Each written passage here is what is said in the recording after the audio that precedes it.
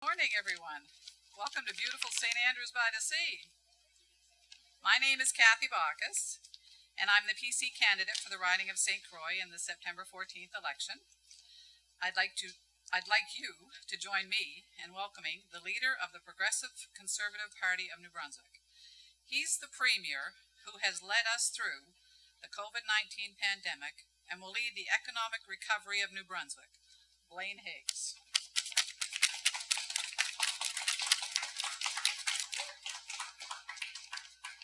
This may have been a snap election for everyone else, but not for me. I'm excited to be finally on the campaign trail. I was nominated in January in a spring by-election, or to run in a spring by-election, to fill the seat left empty by the late Greg Thompson.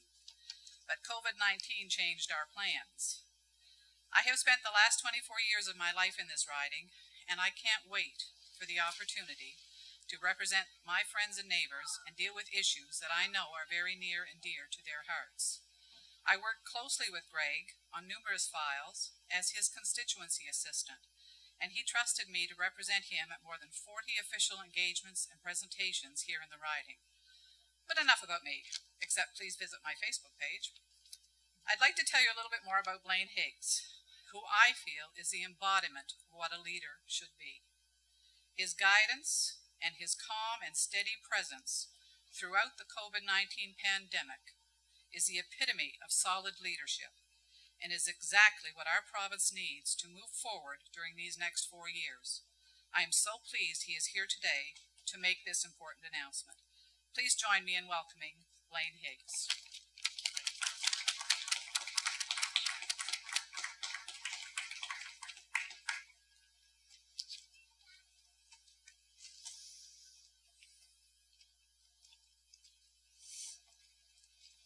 Thank you, Kathy, and good morning, everyone. You know, when we talk about building trust in our province with people and demonstrating that by actions every day, I think certainly right here in this riding, we've seen that from Kathy Bacchus. She's built a steady reputation over the many years. Certainly working here as a journalist for 25 years, 24 plus, something like that. And then within Greg's office, Greg Thompson's office, in which, you know, Greg could spend long periods in Ottawa and fulfilling these duties, and she looked after issues in the riding. So she's certainly no stranger to dealing with issues straight on and dealing with the facts to get the results. And I know how impressed I was at her nomination when she said that she was able to answer questions in great detail about the facts around what was needed and not needed to move something forward. And, you know, I think that's what it takes. It takes people with credibility, integrity, experience, and have that sort of connection with the community in order to deal with issues that are important to any community. So, ladies and gentlemen, dear New Brunswickers, chers New Brunswickois, members of the media, I'm very excited to be here today. This is one of the most sought-after resort towns in all of Canada. Tourism is an essential part of the economy. Over 30,000 New Brunswickers work in the industry, and it generates over $520 million annually for our economy. Since taking office, we have prioritized tourism and made a number of investments. We've improved visitor access to the scenic Fundy coastline by completing the Fundy Trail Parkway through to Sussex, and further completion will be in that parkway over the next couple of years into Alma and through Fundy Park. The idea, of course, was we really expedited at least getting that channel through so people can drive through our communities and keep on touring around New Brunswick without looping back. And that's why the tourism is so much focus this year on staycations, but so much focus on here's routes for New Brunswick to be 1, 2, 3, 4 days, and mapping that out for many of our tourists. Also, you know, with the completion of the Fundy Trail, at least the initial connection, I often joked with my colleague, Premier McNeil, and I said, people have no further reason now to go through Nova Scotia on the Cabot Trail, because we have our own Cabot Trail here. In fact, it's an enhanced Cabot Trail, so we'll be touring in New Brunswick from now on. The idea also in relation to expanding tourism was the enhanced services in Mount Carlin at Provincial Park, and once again taking advantage of what we have here in New Brunswick. I know here too, Minister's Island, there's a lot of work being done and planned there to make it an experience and enhance that experience because of the tradition. There's a lot of history here. And we were talking about St. Croix Island coming this way and the history that's there and what potential exists. We made improvements to Parley Beach Road. We made improvements to looking at water quality and studying water quality, which was such a big issue a few years ago. And we'll continue to focus on areas the facts need to be laid out there and the solutions need to be found. And we affirm that our province's commitment to Metapenalga Heritage Park. There's no question that we are committed to growing our tourism industry and showcasing our beautiful gems like the town of St. Andrews. Most years, people have come from all around the world to this town to go whale watching, learn about fascinating history, play on world-class golf courses, and brag on Facebook about first-rate accommodations and, of course, their golf scores. As we all know, this year was very, very different. Although people weren't coming in from the United States or other provinces, they were certainly coming from across New Brunswick. Comme nous le savons, cette année a été très différente. Mais même si l'agence ne pouvait pas venir des États-Unis ou d'autres provinces, ils sont venus de partout au Nouveau-Brunswick. For many of us, COVID presented a unique opportunity to rediscover our beautiful province, once again, for the first time. Earlier this summer, our government introduced an incentive that has encouraged New Brunswickers to spend their vacation dollars on staycations this year. Plutôt que cet été, notre gouvernement a lancé un programme d'incitation pour encourager les Néo-Brunswickois à passer leurs vacances ici chez nous cette année. We did it to help our tourism and hospitality operators who have been significantly hit by COVID. We are committed to helping these businesses get back on their feet, and we know our tourism rebate incentive is working. Provincial parks have seen 30% increase in campsite reservations this summer. Les parcs provinciaux ont vu une augmentation de 30% des réservations de camp cet été. The Tourism Association in the Acadian Peninsula is reporting seeing more traffic from the south than ever before. Golf courses have had one of the most successful years in recent memory, and there's a resurgence of younger golfers this year, which fares well for the future growth of sport in our province. The Fondy Trail Parkways I mentioned earlier has reported an increase of 48% over the last year. I was in this area with my wife back about 2 months ago. We came here in the motorcycle, stayed overnight in the town, and they were telling us how the bookings had gone up when we made changes to the incentive program for tourists for our citizens to get out and around. Overall, our dashboard shows that there were 10,000 additional overnight stays in NB 2 weeks after the incentive program announcement was made. The highest increases were shown in the Acadian Peninsula and the River Valley, and what we saw right here in this community. There is no question that it has been proven successful as driving businesses for operators throughout our provinces and reducing vacation costs for families. It also has turned many of us into explorers, rediscovering our beautiful province, and that's a huge win right here and right anywhere in New Brunswick. I want to thank tourism operators who have been incredibly agile and innovative. For the most part, we recognize this has been a difficult year, a year like no other, and full recovery will take time. Nevertheless, we will persevere, and as New Brunswickers visiting New Brunswick for the first time, we will all become ambassadors for this great province. It won't be left up to any one person, but wow, did you know? Ça marche bien parce que les exploitants touristiques ont été exceptionnellement agiles et innovants. Il se marche bien parce qu'il y a une manière de New Brunswick, on travaille ensemble.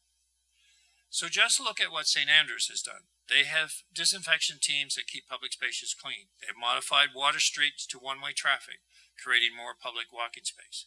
They've added public tables and outdoor seating. People feel good, they feel safe, and they are coming. We've heard reports that local inns are booked through the fall, and you can see by the buzz on the streets every weekend in summer that many people are discovering the charm of a seaside town. St. Andrews is showing us why they consistently earn the rating of Canada's #1 resort town. But it's not just here, it's right across the province. Operators and communities are adapting and keeping our economy moving forward. Dans tous les coins de la province, les exploitants touristiques ont su s'adapter et ils renforcent notre économie. Our plan provides a 20% rebate for eligible expenses incurred during a holiday in New Brunswick. The rebate is at a maximum of $200 for $2,000 spent in the province.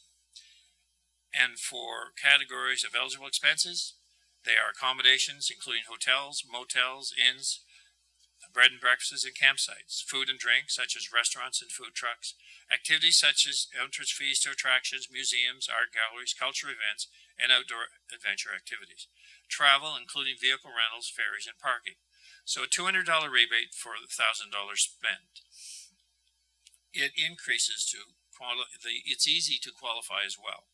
As long as you're a permanent resident of New Brunswick, all you need are valid and detailed receipts. Je suis donc très heureux d'annoncer aujourd'hui que, sous un gouvernement Higgs réélé, le programme d'incitation au voyage Explore MD sera prolongé jusqu'à la fin de March 2021. So I'm very pleased today to announce that under our re-elected Higgs government, this incentive will be extended through to the end of March 2021. This extension will allow winter tourism operators to benefit the way our summer operators have. It will also help our winter operators to plan more reliably for the 2021 season. Together, we can turn this year's season into white gold for New Brunswick tourism. Vivrement la saison de l'or en blanc en Nouveau-Brunswick. Nous sommes prêts. Nous sommes pour le New Brunswick. We are up for the job in New Brunswick. We are here for New Brunswick. We're here to continue on our plan for New Brunswick. We started this plan back several 18, 20 months ago. We had a budget we put together last spring, a budget that was a continuation plan of success for our province. It was building on many initiatives that we were already working on. That's what this campaign is about for us. This campaign is about staying on a course, staying on a plan, seeing results in the plan. So while I don't travel around the province promising to buy your vote, I promise to get results for the money you're already spending. Thank you. Merci.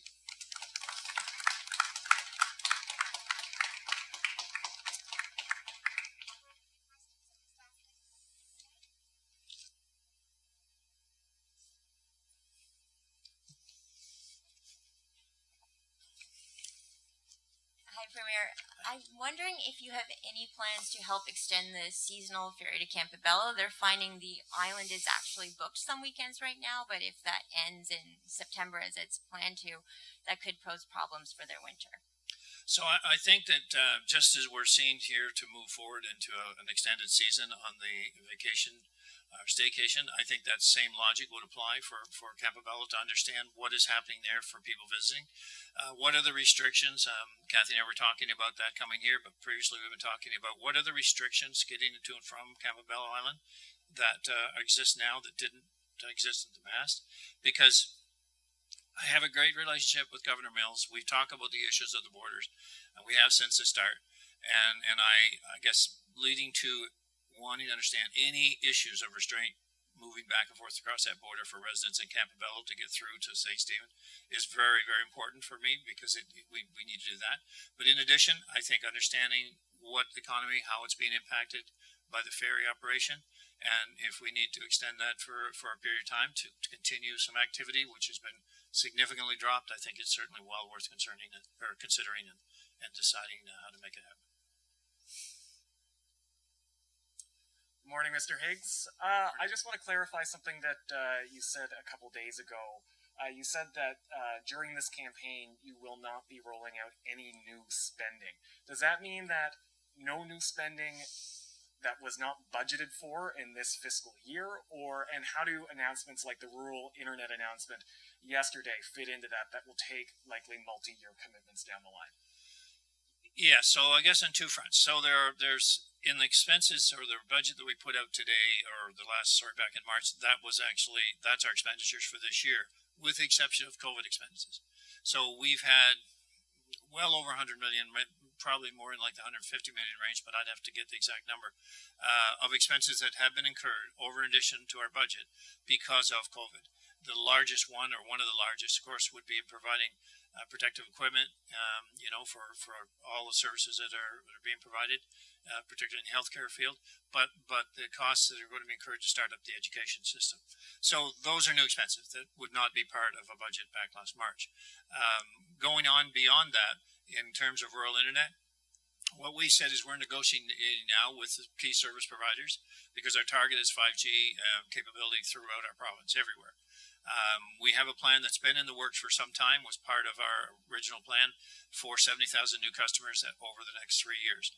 But going beyond that and going to an initiative where I was saying two opportunities, or it should be several, I guess, maybe, but we have service providers now. We could say Rogers, Alliant, ExploreNet, Bell, satellite service. How do we combine capabilities to get the service we want in New Brunswick? And then you have a new, kind of a program with SpaceX in relation to Starlink, which is an unknown right now, but it's something that is moving quickly in the era of communication. And their commitment is rural access or urban access everywhere in rural areas. So the same capability. That is a system that we don't know enough about right now to say what will that cost, but the indications are it would be the same. There wouldn't be a capital cost associated with that. It would be a user cost of similar to what we pay today for internet service. So in that scenario, it's a private sector investment. It's a supply that's being rolled out around the world. And what sections it comes. I think yesterday I mentioned that the potential for us to be an area that would be of interest is because of our forces at Gagetown here in Ormocto, here in New Brunswick, and the significance of having that capability within your service network and in terms of providing safety and security. So I think that brings a little more priority to New Brunswick and other areas where we have our armed forces as a base. And then, so the first announcement that you made on Monday in regards to mental health supports moving forward, is that something that we'll see? You haven't attached a dollar amount to it, but is that something that we'll see funding for in next year's budget, in the March budget? We'll see the funding that's required to continue it, but we're committing that as part of a continued government. All this work has been done. None of that was invented for an election. It's been done and been worked on, and Minister Shepherd has been in that file deeply for many months. So what we rolled out is just a continuation of the work that's been done for 18 months, and here's where we see the opportunity to make things change. And we will be doing that this fall. And as it needs to be enhanced, we will make it part of future budgets. But right now, it'll be part of the budget that we have. And we've said that looking through this, we need to find ways to put priorities on things that are important. We've made mental health, addiction services, enforcement as top of the line or top issues for us going forward, because a number one priority that is these situations are fundamental to our communities and our family and the enhancement of our way of life. So we've put it right up front and center, and we're going to focus on it and make something happen there. And then just one more. So this extension of the tourism rebate, I assume that would fall under the category of COVID spending. How much will the extension of that cost? I know you have, I can't remember the exact dollar $3 million was the original. This is anticipated to be about $2 million. Okay, thank you. Hi, I just wanted to follow up quickly on one of Silas's questions. So for those wondering, I guess, what a vote for you means for the next few years of budgets, do you envision increasing the budget? Do you envision any particular streams that you think will need added investment over those next couple budgets? We have now, and because of COVID, we have gone from a surplus of around $100 million in the budget to about a $300 million deficit. The forecast, the media forecast, has gone from a growth projection of around 1% to a negative 3 to 4. So depending how we recover and depending how our economy grows, that's why my second focus and what we're building on with ONB and our strategy with other industries and private sector is how do we grow their potential? How do we build them bigger? So that they'll regain quicker, but also they'll be a bigger player in the world for what they deliver, what they build, what they produce. So going to the future budgets, I mean, my goal is no new taxes, because I think we need to continue to allow people to see New Brunswick as a safe place to invest and an economical place to invest, because I believe private sector investment is going to make the difference. So I want to find ways to, which we found in COVID, we found ways where people were doing things so much differently and so much better because we were focused on dealing with COVID. Now, can we have that same focus in other categories, and how does that change? When I talked about, and I'll use some examples here, if I talk about, in terms of healthcare services, we're doing like 85% is my number I've had for virtual appointments, which is very different. In courthouses, we're doing now online. I think the initial representation in the courtroom to book the actual court session is done online now rather than traveling around. We're utilizing courtroom. We're making a courtroom out of the convention center in Fredericton right now, and that seems to be working out very well. So when you look around the province, and I had someone say to me, which was very interesting, that he said, we're not short on buildings in our province, but we are short on utilizing the buildings we have. And that's where I'm looking at how do we get better with what we're doing. I'm going to be trying not only to control the budget, so no new taxes, to plan our operations in any sector, our service delivery better, so we can deliver better service for more value for the taxpayer dollar. And now, what next year's budget looks like, it's early to tell. It depends on our economic recovery. But what I can tell you is that this campaign is not going to put next year's targets or next year's opportunities over the top. I will not throw away our recovery plan for New Brunswick to try to get reelected. So you mentioned just now that the $2 million, I believe, extra in COVID spending for this tourism boost. Do you envision any other policies being supplemented by that emergency COVID funding? For example, if we see a spike in mental health service usage in the winter months, even economic recovery, if you find you need to support businesses more so, do you have any projections for what that might look like, or do you plan to use any of that fund for those? Well, yes, I do. Depending what is available, certainly there's money that we have negotiated with the federal government. There's about $218 million that is part of a recovery. There is a health portion of that, but then there's a protective equipment portion of that. So any part of that we can actually utilize to address mental health, addiction, enforcement, and because we're seeing a spike in some categories because of the isolation, because of the social changes that were made during the COVID response. So yes, I can see money that will be put forward to that. I can see that we'll have to prioritize in some areas, but to say that we'll limit our need to get results because of suggested limit in how we're presenting it today. No, we will be focused on the results, and that's what we're committed to. And as we define, okay, what's changed, what's it going to take to reverse this trend, be it mental health, be it in addiction, be it in crystal meth use, be it in what we're seeing in every community in our province, to pick the priorities and move in and deal with it. I've talked about that in previous sessions. So we're not letting funding be the guide. We're letting priorities tell us where we need to put the money that we have. I could use simple line back, if I was to go back from my previous time in finance to like 2014, from where I was in 2014 to what I come back to in 2018, the cost of running the province had gone up by $1.5 billion on a $8.5 billion budget. So gone up, in the order of, say, 12, 14, 15% inflation rate of 1%. So you'd say, what did we get for that? And I'm still trying to figure that out. What did we get for that? So there's lots of room to prioritize the money being spent. And just...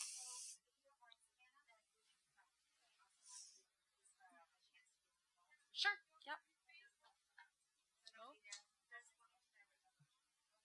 Okay, just lastly, on tourism, we heard from some providers that, despite the efforts with the Atlantic bubble, with the subsidy, unfortunately, they're still falling short and struggling. If we get to a point during the winter where this is not working, the subsidy isn't enough to entice people to come to our hotspots in the winter, do you have any, backup plans, plan B, to bring more people to our attractions? Well, I think there's no question that and I made the reference in here that we're not tourism operators will not be likely overall in as good a position in 2020 as they were in 2019 potentially, although we're seeing a big increase in some sectors that I pointed out. This process of recovery, the process we set up at ONB, was basically a navigator program where we could work with each sector, understand their specific problems. So the fact that revenue may be down year over year, that likely is going to be the case, and we won't be able as a province to mitigate that certainly fully. You have to think that anything I do here, I'm spending somebody else's money to do it. The government does not have any pot of money. We can disperse the federal dollars that were earmarked. I mean, we have earmarked money for 40 million rather for municipalities, but there's several sectors there. We can allocate that as needed to get the best results. But I'm really, the focus is how do we rebuild better? How do we actually get businesses coming back, not just to the norm or where they were, but to focus on where they can be. And in doing that, it's not about can I replace the revenue loss for every sector? No, I can't. Does that sector have the ability to replace their revenue and move beyond in the future? That's the analysis we make. And some situations, it may be there's always been a financial problem. So am I trying to mitigate something that's existed for 5 or 10 years, but never really drew a line that ended it? No, I'm not. I'm trying to understand how can we recover, how can we rebuild, how can we move into a higher capacity and get better results. And we'll work with every company to figure that out. But it's the federal government has distributed a lot of money to a lot of people. And what do we, and a lot of it, certainly much of it has been well used here. But what's the biggest issue we have right now? We can't get people to go back to work. Right here in this region with cooks, 100 people or vacancies they have can't get people to go to work because we have a federal program that's saying, I'll pay you to stay home. So at some point we recognize that too as something that's holding us back economically to grow.